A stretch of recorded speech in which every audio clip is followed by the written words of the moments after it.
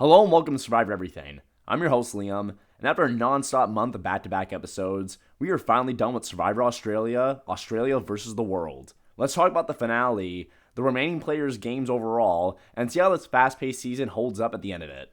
With only 4 players left, it's a clear divide of 2 Aussies versus 2 Americans, and they will be fighting to bring their duo to the end with them no matter what.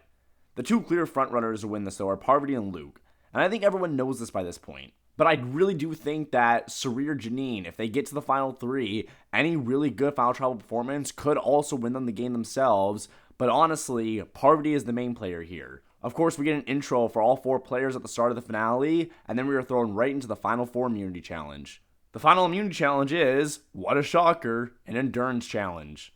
This is absolutely wild that we get no puzzles this entire season, hurting all non-athletic players like Lisa and Cirie throughout the entire game. But even the final immunity challenge isn't some huge obstacle course or maze. It's nothing extravagant. It's just another endurance challenge. I appreciate physical challenges, and I even like last immunity challenges being this like willpower type ones. But this is a bit much. Parvati, in no surprise, wins the endurance challenge and secures her spot in the final 3. And I'm not trying to sound upset about that. I want Parvati at the Final Tribal Council. I think she's played the best game. It just seems lazy on production to have another endurance challenge, and it's predictable that Parvati would win it. Back at camp, there's a little bit of a scramble, but it's awkward due to both pairs knowing who they're aligned with already. Jeanine, though, who's already worked with and put her charm on Cirie before, now approaches Cirie again, suggesting that maybe it's time that she breaks off her alliance with Luke and joins the Americans in the final 3. And it won't go to a tie fire making challenge, but it's a very risky move if she does do this, because Luke could be more hurt by betrayal and vote for Parvati instead of Jeanine anyways if he's on the jury. At Tribal Council, Jeanine does a very vague speech about how she needs to do what's best for her game with the relationships that she's built, and it honestly sounds like Jeanine is going to write down Luke's name and make him the final juror on that bench. But she does stick with Luke, and the 2 write down Cirie as Cirie and Parvati write down Luke. At this moment, we know Luke is going to the final 3, since there's literally no way Cirie can beat him in fire. Cirie is in a full parallel of her endgame in Exile Island, being put into a final 4 fire tie-making challenge, and just like in Season 12, this is the end of the road for Cirie. Cirie, unlike earlier in the season and in Season 12, does manage to start the fire, even though it took a while for her flame to finally catch. Like I said earlier in the season, when she failed at her tribal immunity fire-making challenge against Sarah and sent her tribe to Tribal Council, I don't understand how that's even possible. Cirie should have PTSD from Exile Island. She'd be able to make fire with sticks and friction, let alone with flint, instead of struggling to make it at all. I actually think it's good here too that Cirie lost again in an unconventional way, without a majority voting her out, and not making it to Final Tribal Council, since she is able to keep the moniker of the best to never win. Since I don't think she was winning when sitting next to Parvati. I know Cirie in post-game interview says that she really does think that she could argue her way and beat Parvati by the end, and she was going to go to the end with her, but Cirie needed Parvati out of the game. The only issue is that the previous relationship with Parvati and the 2's undying trust makes it where Cirie would never have to target Parvati this season, even if she had the chance, which is a clear mistake on Cirie's part that she can't get that killer instinct at the end. With Cirie gone, we're now down to a final 3, and it's a strong final 3, with only being better if Cirie was there in place of Jeanine. But as I said in my last episode review, Jeanine is playing a way better game than people give her credit for anyways. I mean, it's even a better game than Jeanine's giving herself credit for. Luke and Parvati are the clear frontrunners to win here though, and by this point, with the edit and the gameplay, it should be really clear who wins this. I give credit to the editors here, for as lopsided as the edit has been all season, they give all 3 players remaining a big moment before Final Tribal Council, where they get to talk to the audience, telling us why they think they're going to win personally. I like Survivor Caramoan, more than most people, but when you get to the final 3 before Tribal Council, we get a confessional from Cochran, and that's it. And it's like, oh geez, I wonder who's going to win this final 3, when we hear from literally no one else but him. So at least the editors gave all 3 players here their flowers before sending them off to Final Tribal Council, and make it sound like they have, a chance of winning. At Final Tribal Council, we get a strong opening speech from all 3 players. I find it funny how Jonathan makes Jeanine start things off, almost like he knows that she has the weakest chances of winning, so make her go first so Luke and Parvati can have their opening speeches clash with each other for dramatic effect. Jeanine here says she played a loyal game, and she did, with this being her owning her true game. She started this game with Luke, and she is sitting at the final 3 with Luke. She never betrayed him, and even when he was left out of the Kirby vote, it was a move that ultimately helped both their games moving forward, and potentially even kept them both in the game by breaking up the Aussie-American alliance that had formed at the merge. We'll find out later on, though, that Sarah and Kirby mentioned how it was Jeanine who broke up the Aussie tribe at the merge, with her scheming with the World tribe and telling them about the cracks the Aussie tribe had and the broken alliance between Sarah and Kirby.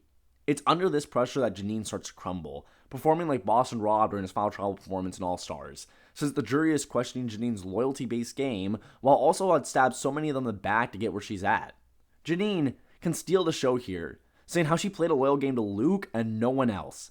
At the Aussies' first tribal council, she was not only targeted by players like George, having her name written down, but she was also blindsided when her ally David was the first person the Aussie tribe sent home. After this, Janine is on the bottom of the Aussie tribe at Luke for the remainder of the pre-merge, holding no power or sway on who gets to stay or who gets to go. That was all Kirby who had that control. This alone is good enough reason to jump ship, since you know she'll just be thrown overboard anyways if she stays too much longer with the specific group. So by the merge, Kirby, a player who had already blindsided Janine once, does it again, by taking control of the game with Shawnee and the remaining Americans and blindsiding an Aussie, when Janine and Luke were trying to be Aussie strong. And if Sarah wants to argue that Janine tried to break up the Aussies at the merge before the second blindside had even occurred by feeding this info to Kirby and the Americans, well, Kirby and Sarah themselves were also feeding the Americans the truth about the Aussie tribe, so Janine wasn't the only one talking to them. But Janine did try to stay Aussie strong, unlike Kirby, the person who sent Sarah to the jury and who is bitter right now.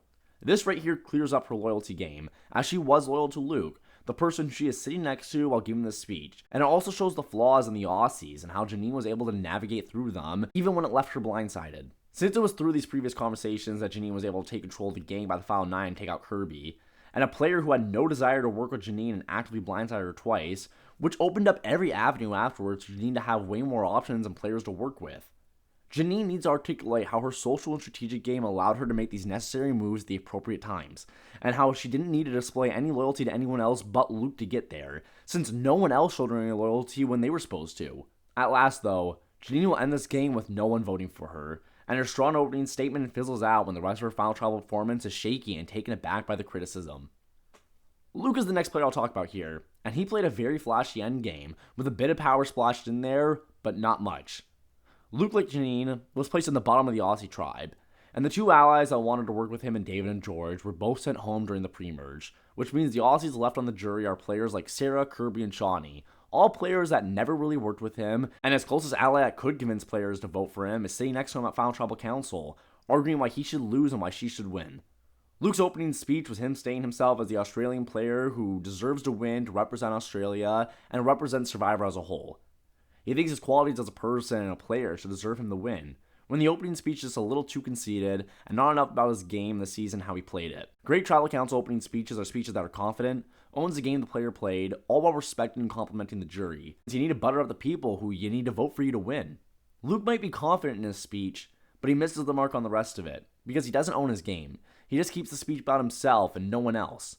We will see throughout the Tribal Council too that Luke really did play a weak game that got him to the end, but not with any win equity that he had in his previous seasons when he was cut right before Tribal Council. Luke had no power during the pre-merge.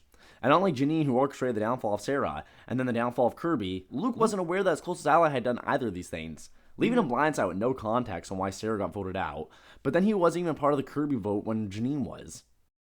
The shock on Luke's face when he finds out from the jury that Janine had paved the way for Sarah's blindside and the downfall of the Aussie tribe is not the look you want the jury to see, as you want them to seem like you had control of the game and paved your way at the end, not stumbled into it.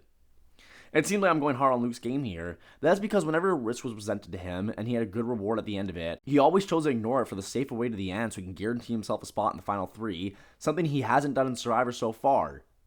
And maybe since he has one Australian big brother that he knows he can convince a jury if he can just get there, but it seems like from what I've read that he actually made moves in his previous reality TV performances when he doesn't make any here. He starts the game off sticking with David, a player who has a close relationship in his original season they played before together, and someone who the two clearly show the tribe that they are still a duo like they were before. Not only that, but then he aligns with Janine, a player who had aligned with in a previous season as well. Both of these players were past allies, and he knows their past relationships can make them current allies, and this is the start of the end for Luke's game. Being in this blatant alliance, which has the biggest target on the Aussie tribe and David in it, immediately puts Luke, Janine, and David in the minority. To be fair here, they could have gained the majority by working with George, but again, Luke doesn't want to take the risk at all and plays it safe and is trying to stick with Janine and David, and hopefully they'll blindside George somehow, even though they don't have the numbers now they're not working with him.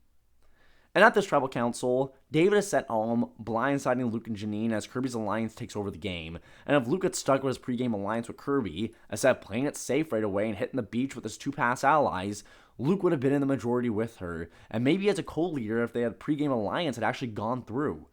By the time the merge comes, Luke wants to play it safe again and make it Aussie strong so they can just begone the World Tribe members. And this playing it safe causes him to get blindsided when 2 Aussies and 2 World members team up to take over the game.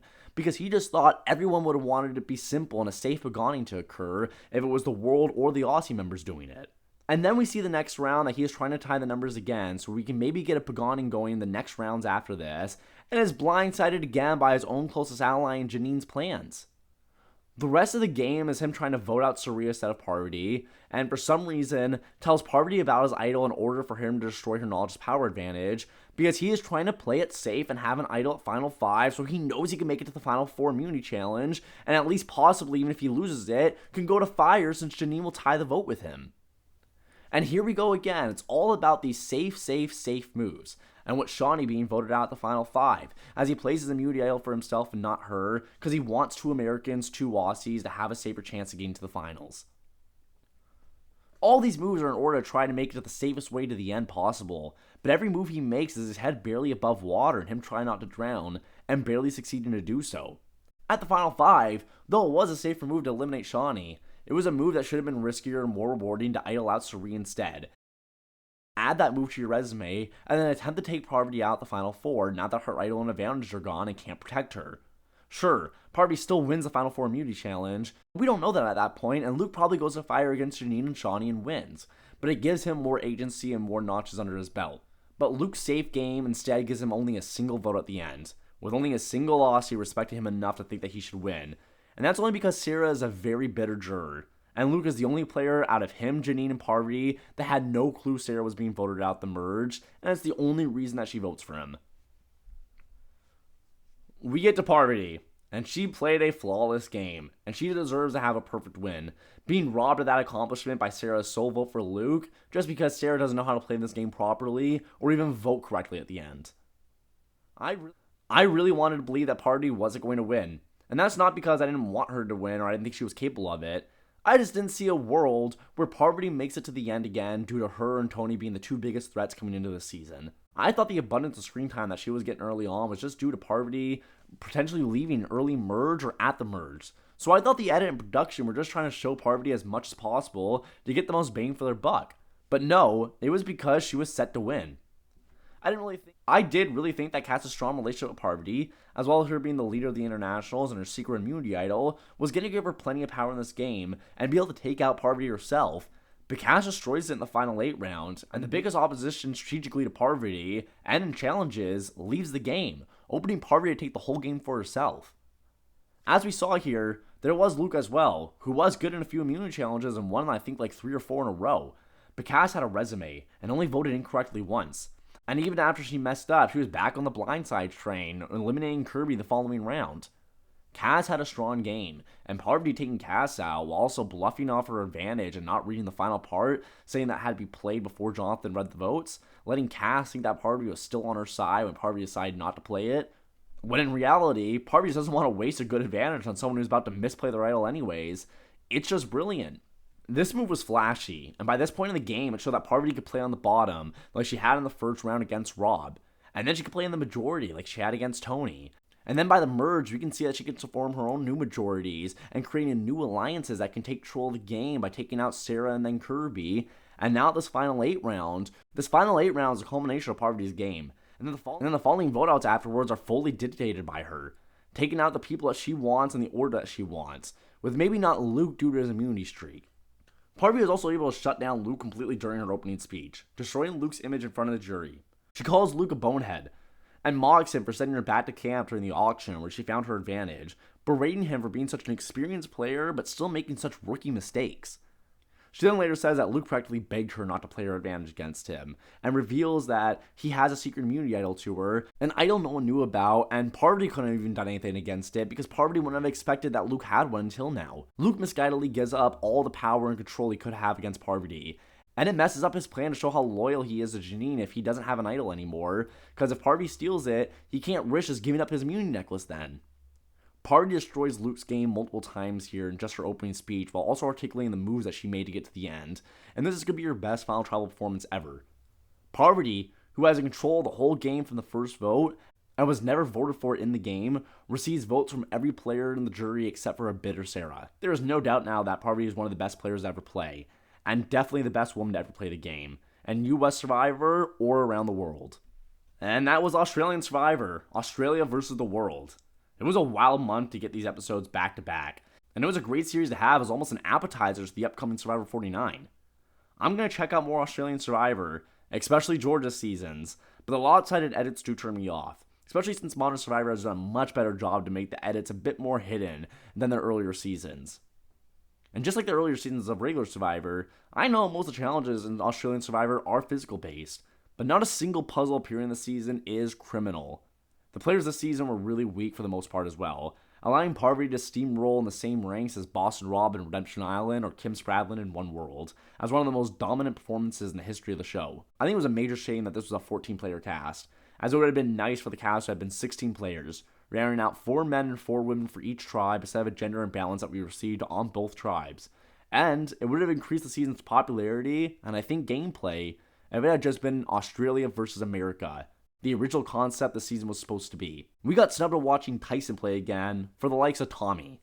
And I didn't know who Tommy from Finland was before this, and now I want to forget him so I don't know about him all over again. This was a fun season though, and it's definitely not a bomb tier season of Survivor at all. There's just a few tweaks and it could have been great. If you guys lasted this long, please leave a like and subscribe as you know how much it helps out. And I can't wait to be talking about Survivor 49 soon with a cast assessment coming out in the near future before the season starts. Everybody grab your torches. I'll see you in the next one.